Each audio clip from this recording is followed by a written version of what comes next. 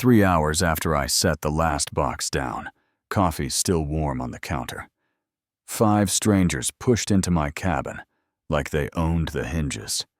The woman in front lifted a clipboard like a badge and said I had 48 hours to get out, that the community had voted, and my place now belonged to them.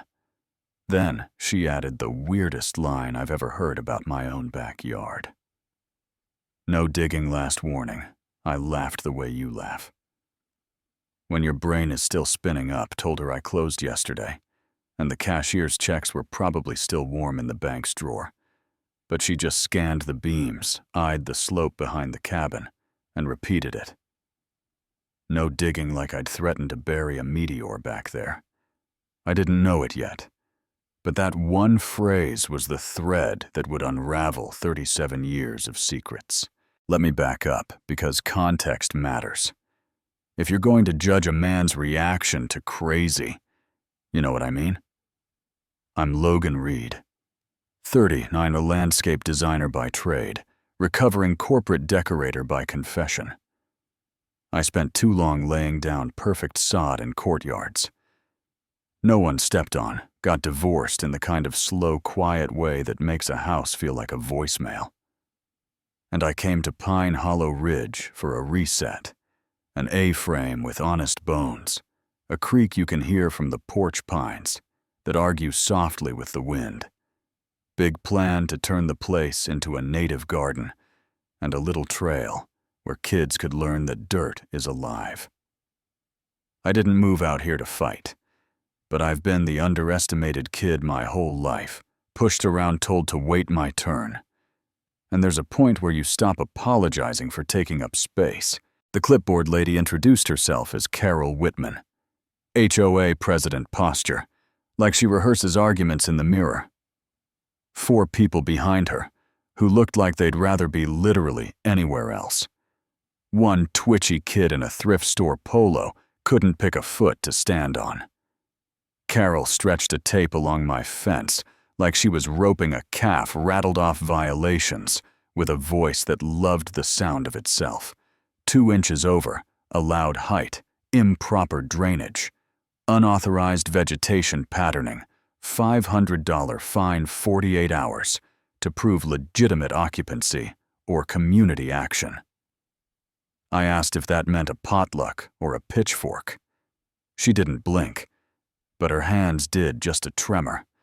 And every time I mentioned raised beds or trenching for irrigation, she flinched, eyes sliding to the tree line, like the ground might talk back. They posted a joke of an eviction notice in a font that had to be Comic Sans' less employable cousin, and marched off like a theater troupe that knew their lines. I called the sheriff because there's neighborly and there's nuts. Deputy Dana Brooks rolled up with steady eyes and dust on her SUV, walked the perimeter, photographed the paper, and said what no one wants to hear when adrenaline is still hot. Civil, unless they break something or threaten you. Document everything. And by the way, when someone says no, digging that specifically, there's a reason. That night, a sedan idled in my drive at 9 p.m. Dome light on Carol on the phone, turned halfway away from my windows. She pulled out and parked farther up the road like she wanted the view without the accountability.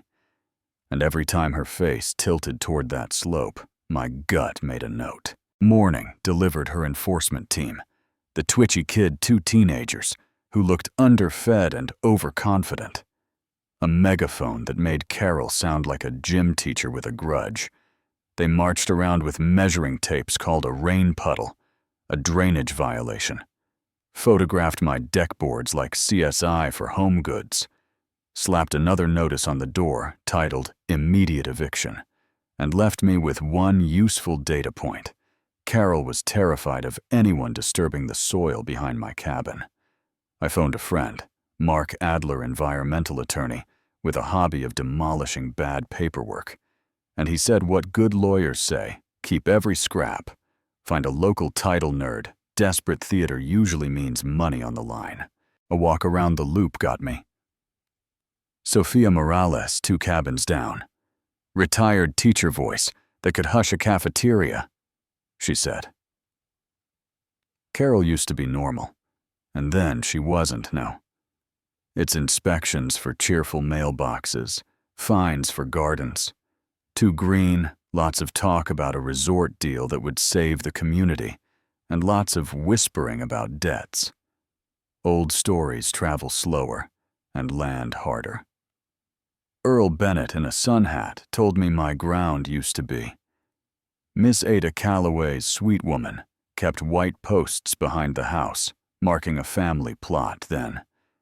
The HOA formed, and the posts vanished like the past never counted. That night, I dove the county archives and found cemetery relocation permits for the Calloway graves. Only they were stamped 3 months after the land supposedly changed hands in the late 80s. You can't legally move graves you don't legally own. At 11 p.m., I caught flashlight beams wobbling on that slope, killed my lights, filmed from the dark, anger buzzing in my teeth. Carol called a community vote the next evening. 50 neighbors packed into a lodge, decorated with posters about harmony, while leadership practiced the opposite. She read the count into that megaphone like a touchdown. 32 to evict 18. To let me stay. Pack your bags, Mareed. And the room did that thing where everyone breathes in and nobody breathes out. I stood because you can only be shoved into so many lockers before your spine remembers its job. Unfolded a survey map the size of a kitchen table and said the words that dropped the temperature 10 degrees.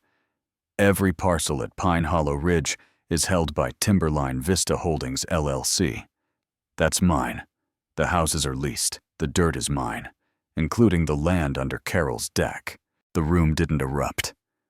It detonated gasps and chair legs and a nervous laugh. From somewhere, people laugh. When grief trips, Carol's clipboard hit the floor with a bang that sounded like a sentence. She went from flushed to paper white and whispered, "That's not possible." Like physics had betrayed her. Then she rallied and waved a folder, a preliminary agreement with Evergreen Summit Resorts.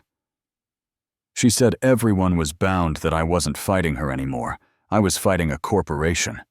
The twitchy kid, Tyler, I'd learn, found his voice and asked the question that mattered. Doesn't that require the actual owner's consent? The signatures? And Carol hissed, "Shut up, Tyler." But the spell was broken. We took the thread and pulled. I rented a ground-penetrating radar unit with a contractor friend. We scanned that slope, and the screen lit with 5 rectangular signatures in a perfect line 4 feet down. Earl's white posts brought back in pixels. Tyler came to my porch with hands that couldn't decide what to do and said he'd been 13 in '88, when Carol, then 17, and working summer help for a developer. Hired him and some kids to move wooden boxes. He took pictures because it was his first job. And kids do that. And those grainy photos showed brass plates on coffins and a teenager with a clipboard directing the load. Yeah, that happened. He works maintenance. Now sees the books showed me payments labeled consultation from the resort and fake invoices for repairs that never occurred. Then he told me. Carol showed up at his house 2 mornings ago with a list of violations she'd file against his parents if he didn't testify that the resort contract represented legitimate community business. Fear flipped to anger for him right there, and honestly for me. The next meeting felt less like governance and more like a verdict warming in the oven. We laid out GPR images, county records. The late stamped permits, Tyler's photos, and the logs Carol had made him keep as a professional development exercise, and her own notes about making sure no visible evidence remain. We showed bank statements that put numbers to the suspicion. $15,000 from the resort, $127,000 siphoned from community funds into fake maintenance and emergency admin costs. Deputy Dana sat in the back, taking notes, not interrupting, just letting the community see itself in full light. When people spoke, it wasn't money that broke them. It was the graves. An older man said what the room was feeling. Fees can be repaid, but you don't disrespect the dead, and you don't make children carry that secret. Carol didn't rage. She deflated, confessed to the desecration, and the forged permits, and the kickbacks, and the threats, and we chose the path that fixed the most while hurting the least. Civil settlement, instead of criminal trial, that would bleed us out for 2 years. 75 grand in restitution from the sale of her place. 52 more over 5 years lifetime ban from leadership. Full accounting, public apology resort contract, voided because the actual owner never signed. And then we dissolved the HOA by vote and replaced it with quarterly meetings where neighbors actually talk no fines without a supermajority. No single person with a scepter and a ledger. Rebuilding was the part that healed me. If I'm honest, archaeologists supervised the reinterment of the Calloway family. Sophia bullied a memorial garden into beauty. Columbine and Penstemon and sage. The state put a marker on the site school kids visited and learned that history lives under our feet, if we let it. Tyler turned into a quiet hero who ran communications and posted a transparent ledger anyone could read. I cut lease rates for the families Carol wrung dry and set up an interest-free repair fund. Property taxes went up, which made the realtors giddy. But the real win was the way people waved again on the trail at dusk, like we'd survived something together. 6 months later, peace felt almost normal coffee, a walk to the memorial, a whispered good morning to the Calloways like a promise. Then an envelope appeared under my door with no return address, inside a photo taken from the tree line showing my cabin. With the new trail markers and a note in block letters that tried too hard to look printed. Carol wasn't working alone. We know what you did to our associate. Prepare for consequences. My hands went cold, the way fear climbs your spine and steals your breath. I called Dana. She took it seriously. Patrols went up. Sophia turned neighborhood watch into a potluck because she refuses to let fear win without dessert.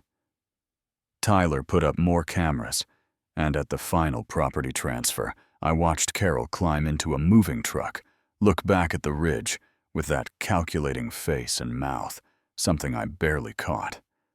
This isn't over. Maybe it isn't. But I am not the kid who folds anymore. I keep my papers straight and my head up. I know what it feels like to be dismissed and talked over and told to sign where they point, and I know the quiet power of standing up, unfolding a map, and telling the truth. So tell me what you think. Was the civil route mercy or a mistake? Is dissolving an HOA a win for community or a recipe for chaos? Have you seen small power turn into big harm? And what do you make of that note? Drop your take in the comments. Push back.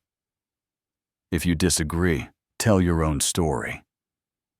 If you've got one, because this isn't just my fight.